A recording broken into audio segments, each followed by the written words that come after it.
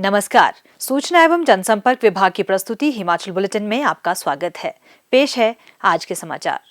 शिमला के नजदीक निर्माणाधीन मल्टी स्पेशलिटी अस्पताल चम्याना का आज मुख्यमंत्री श्री जयराम ठाकुर ने दौरा किया और अधिकारियों को इस परियोजना का कार्य आगामी वर्ष जून माह तक पूर्ण करने के निर्देश दिए। मुख्यमंत्री ने कहा कि इस सुपर स्पेशलिटी अस्पताल में कार्डियोलॉजी, न्यूरोलॉजी, नेफ्रोलॉजी, गैस्ट्रोएंट्रोलॉजी इत्यादि सभी प्रमुख विशेषज्ञ सुविधाएं उपलब्ध होंगी। उन्होंने अधिकारियों को बेहतर जल, सड़क, बिजली और अन्य बुनियादी सुविधाएं उपलब्ध करवाने के लिए विभागों के बीच उचित समन्वय सुनिश्चित करने के निर्देश दिए। उन्होंने जल शक्ति विभाग और शिमला जल प्रबंधन निगम के अधिकारियों को इस परियोजना के लिए प्रतिदिन 300 किलोलीटर पानी उपलब्ध करवाने के लिए प्रभावी योजना तैयार करने के निर्देश दिए। श्री जयराम ठाकुर ने कहा कि इस परिसर में कनिष्ठ और वरिष्ठ रेजिडेंट चिकित्सकों के लिए आवास की सुविधा और पैरामेडिकल स्टाफ के लिए छात्रावास की सुविधा उपलब्ध होगी।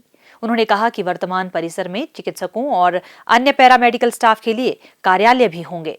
मुख्यमंत्री ने कहा कि द्वितीय चरण में इस सुपर स्पेशलिटी अस्पताल में तैनात अन्य कर्मचारियों को भी आवास की सुविधा उपलब्ध करवाई जाएगी।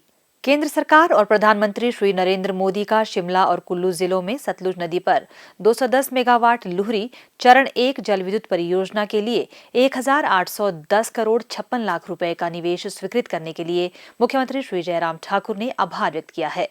इस परियोजना से वार्षिक 758.20 मिलियन यूनिट बिजली का उत्पादन होगा। प्रधानमंत्री की अध्यक्षता में आर्थिक मामलों की मंत्रिमंडलीय कमेटी ने यह निवेश स्वीकृत किया है।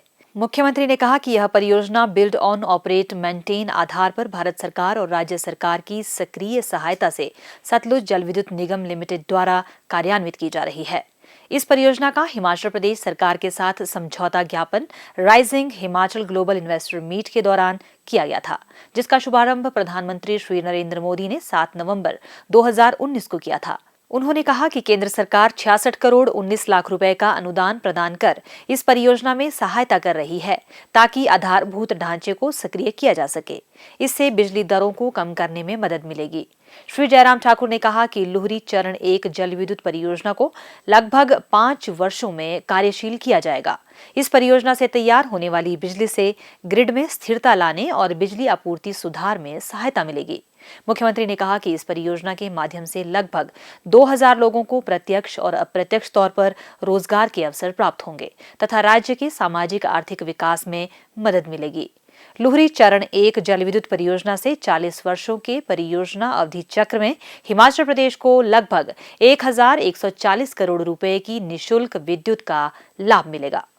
मुख्यमंत्री श्री जयराम ठाकुर ने आज शिमला में कहा कि प्रदेश सरकार ने हिमाचल पथ परिवहन निगम को Himachal Pradesh state disaster response कोविड-19 फंड से 5 करोड़ रुपए जारी किए हैं ताकि बसों व निगम के संस्थानों को सैनिटाइज किया जा सके। इससे आगामी त्योहारों के दौरान यात्रियों को कोविड-19 संक्रमण से बचाने में मदद मिलेगी। इस धनराशि के माध्यम से परिवहन निगम को थर्मल गन और अन्य सुरक्षा उपकरण खरीदने में भी सहायता मिलेगी। मुख्यमंत्री ने कहा कि राज्य सरकार ने इससे पूर्व भी स्टेट डिजास्टर रिस्पांस कोविड-19 फंड से पथ परिवहन निगम को 8 करोड़ रुपए की मदद भी प्रदान की है ताकि यात्रियों की सुरक्षा सुनिश्चित की जा सके और हिमाचल पथ परिवहन निगम को लॉकडाउन के दौरान हुए नुकसान की भरपाई के लिए सहायता की जा सके। आज शिमला में वूलफेड के अध्यक्ष श्री त्रिलोक कपूर के नेतृत्व में एक प्रतिनिधिमंडल ने मुख्यमंत्री श्री जयराम ठाकुर से भेंट की। इस अवसर पर मुख्यमंत्री ने कहा कि वर्तमान वैश्विक परिदृश्य में वैश्विक खाद्य सुरक्षा राज्य के लिए एक अवसर है। इससे राज्य के ऑर्गेनिक और प्राकृतिक संसाधनों के निर्यात के लिए ट्रेडिंग प्लेटफॉर्म और ग्लोबल नेटवर्क स्थापित करने में मदद मिलेगी। उन्होंने कहा कि यदि जैविक उत्पादों विशेषकर ऊन, दूध तथा मांस का उपयुक्त तथा प्रभावी रूप से विपणन किया जाए तो इससे किसानों की आर्थिकी को सुदृढ़ करने में सहायता मिलेगी।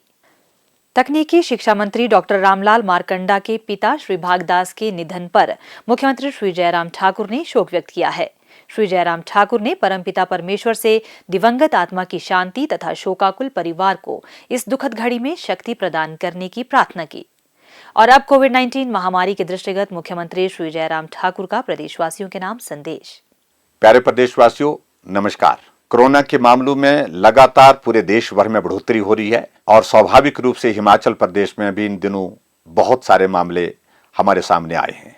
ऐसी परिस्थिति में हमको और भी सावधान होकर के, सजग होकर के काम करने की आवश्यकता है। संक्रमण से बचने के लिए आप मास्क पहन करके जाएं और सोशल डिस्टेंसिंग को मेंटेन करें। अनावश्यक रूप से लोगों के बीच में, भीड़ वाले इलाके में जाने से परहेज करें। सैनिटाइजर का इस्तेमाल, और सैनिटाइजर नहीं है तो साबुन से बार बार हाथ धोते रहें, ये बहुत आवश्यक है। कुछ लोग अपना ही इलाज शुरू कर देते हैं घर में, उन बातों पर ना जाएं।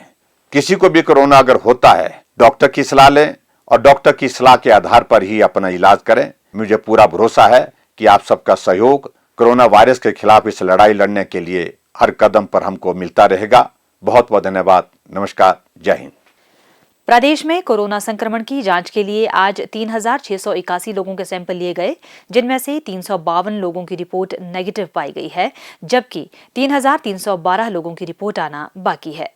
अभी तक 4,08,841 लोगों की जांच की जा चुकी है, जिनमें से 3,82,366 सैंपल की जांच नेगेटिव पाई गई है। प्रदेश में कुल 23,056 लोगों में कोरोना वायरस के संक्रमण की पुष्टि हुई है, जिनमें से 19,528 लोग इस बीमारी से ठीक हो चुके हैं और 3,148 व्यक्ति उपचाराधीन हैं। हिमाचल बुलेटिन देखने के लिए सब्सक्राइब करें YouTube channel DPR Himachal, follow करें ट्विटर @DPRHP, लाइक करें Facebook page information and public relations department Himachal Pradesh, visit करें वेबसाइट www.himachalpr.gov.in। इस अंक में इतना ही। कल फिर होगी मुलाकात। दीजिए इजाजत। नमस्कार।